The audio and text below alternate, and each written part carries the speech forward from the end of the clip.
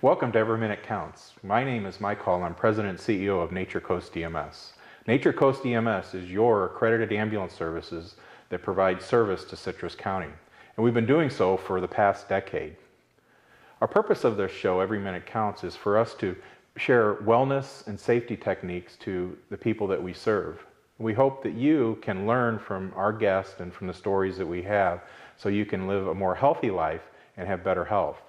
We also hope from our stories that you can learn how to be safer, so you can be safer, so we can ultimately reduce the number of 911 emergencies that do occur.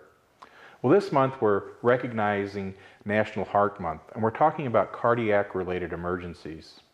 In the past weeks, we've shown you some of the warning signs of heart attack and how important it is to immediately get help, and how you should immediately call 911 and get help coming, because time is of the essence in these types of situations. So in order to protect your health and your loved ones, please be aware what you need to do and when you see these signs and symptoms. And we're going to show this video again so to remind you of some of those signs and symptoms.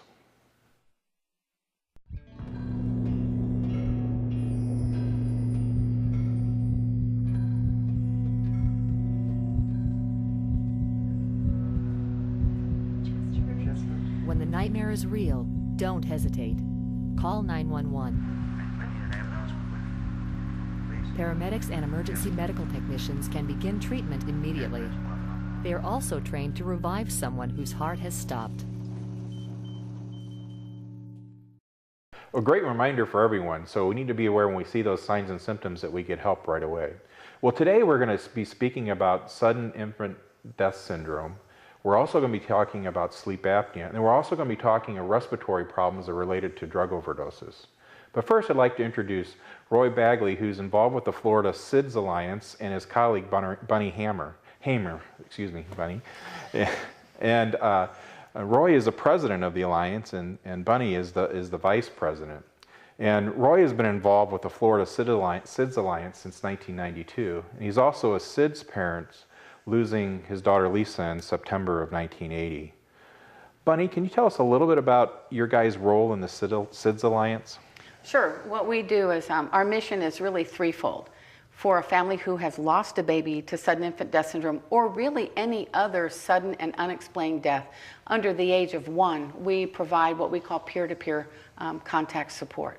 Mm-hmm. Then our second part of our mission is to educate both professionals and parents about sudden infant death syndrome, about some of the risk factors that are somewhat preventable, and then to teach people that are in hospitals, whether they're nurses in the ICU, paramedics, firefighters, policemen, Healthy Start workers, about the sudden infant death syndrome and the Safe Sleep program, which was really developed on a national basis. Well, we've heard a lot about on television about SIDS death. Can you kind of really explain what that is? What are we talking about when we hear this talk? Well, I'll give you a definition, then I'll let Roy talk a little bit more about it.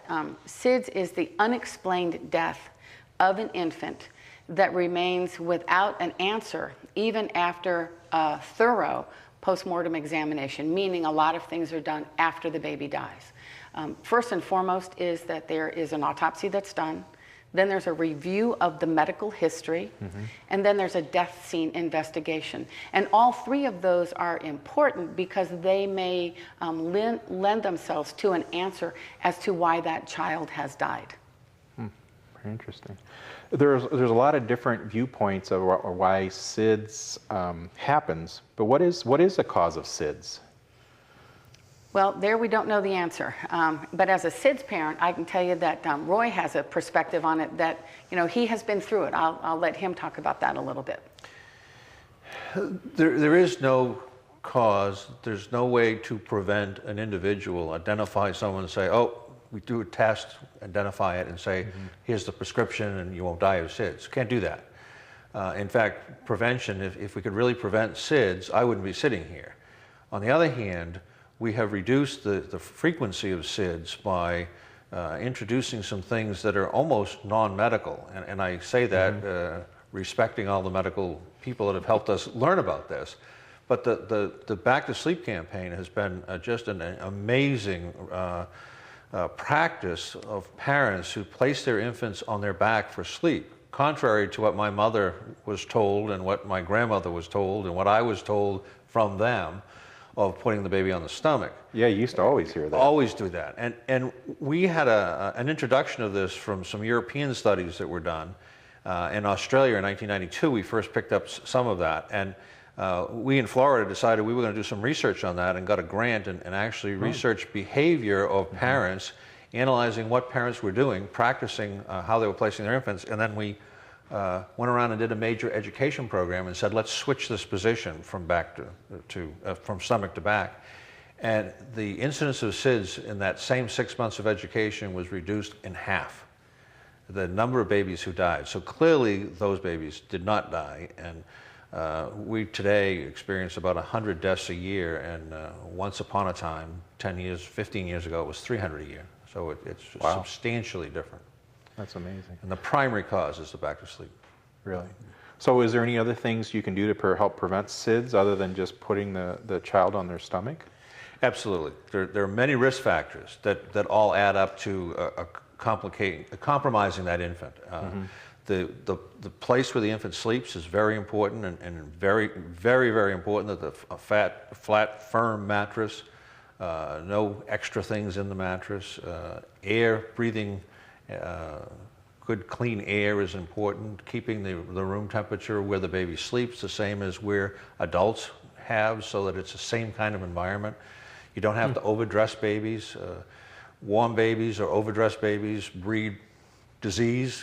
Bacteria thrives on high temperature, so that's certainly a thing. Smoking has been correlated to be the highest correlation of SIDS victims.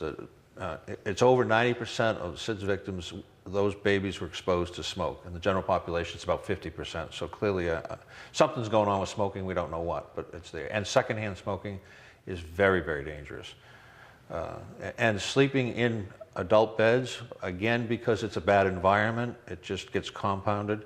Different than what the American Academy talked about, where babies would benefit if they were sleeping in the same room with parents. That environment creates a comfortable environment for that infant, hearing the people's breathing, heart rates, all of the different things that they're accustomed to when they were in utero. And now it's a natural environment for them, so they're comfortable with that, but not compromising their sleeping environment, which is the bed and the bedding and the pillows and all that. Well, talking about the bedding, we've seen a lot of recalls on different types of cribs and things, and probably in our county, we're probably a little bit more, on average, have a little bit older population. So we probably have a lot more grandparents and things, or kids might be visiting. What advice can you give some of the grandparents that may have some of their grandchildren visiting and sleeping in maybe cribs they might have picked up at, someplace other than brand new? If they're going to have a baby in a crib, they are not recommended to use any of the drop-sided cribs, because those sides have been an area where if they're not bolted down very tightly, a child can get caught between the rail and the bed and either suffocate or become strangulated. Also, if they're using a mattress that's more than 5 or 10 years old, that's not recommended because of some things that may be involved there also.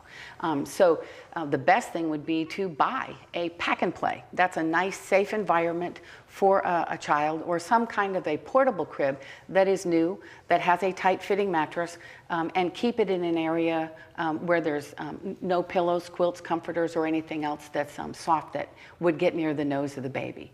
And also, it's important, if the parents have done time, if they put their baby on the back to sleep, then grandparents need to do that, because babies are much more likely to die if they suddenly are put on their stomach and have not had what we call tummy time, which is time when they are awake and being watched, so that they can learn how to use their head, their neck, their shoulders, and their arms. Wow, that's some great information, and we've run out of time, but thank you, Bunny and Roy, for being here and being our guests on this really, really important topic that you really can make a difference in some of these infants' lives and truly save a life.